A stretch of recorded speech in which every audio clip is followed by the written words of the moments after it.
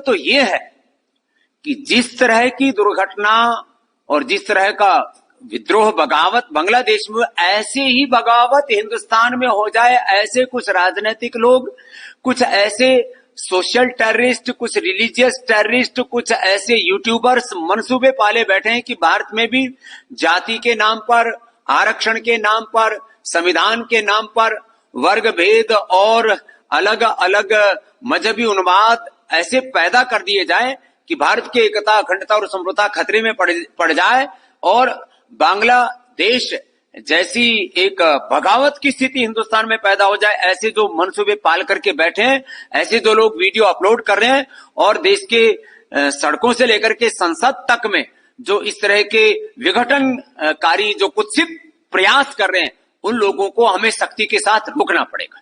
कितनी बड़ी पूरी दुनिया में जैसे यहूदी लोगों पर कोई अंगुली नहीं उठा सकता, क्योंकि पूरी दुनिया के यहूदी एक है, ताकतवर है। ऐसे ही पूरे हिंदुस्तान के 100 करोड़ से ज्यादा हिंदुओं को एकजुट रहना होगा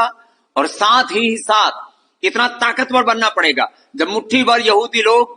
ताकतवर होकर के और यूनाइट होकर के पूरी दुनिया में अपने आत्मसम्मान और स्वाभिमान की रक्षा कर सकते हैं, तो हम हिंदुओं को भी एकजुट होकर के अपने 100 करोड़ से अधिक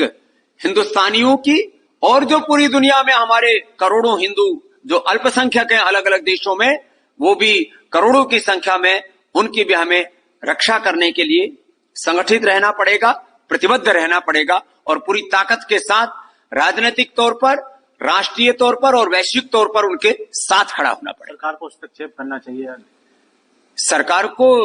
यदि जरूरत होगी तो हस्तक्षेप भी करेगी, क्योंकि भारत के प्रधानमंत्री वो एक बहुत बड़ी शख्सियत है और हिंदुओं की रक्षा कैसे करनी होती है उसको वो जानते हैं और उन्होंने की है। विनेश फोगाट हरियाणा की छोरी है और उसकी में वो ताकत है कि उसने अब एक विजेता की तरह बहुतों को पटकनी दी है और सेमीफाइनल में पहुंच गई है। मुझे आशा और विश्वास है वो आज ही मेडल लेंगी और वो विश्व विजेता बनकर के भारत लौटेंगी, भारत का गौरव और सम्मान बढ़ाएंगे। हरियाणा में तो कहा ही जाता है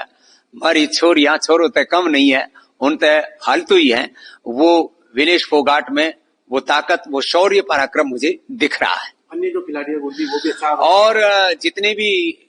पेरिस ओलंपिक में भारतीय खिलाड़ी खेल रहे हैं उनकी जज्बे के लिए, शौर्य, वीरता, पराक्रम के लिए, विजय के लिए हमारी बहुत बहुत शुभकामनाएं।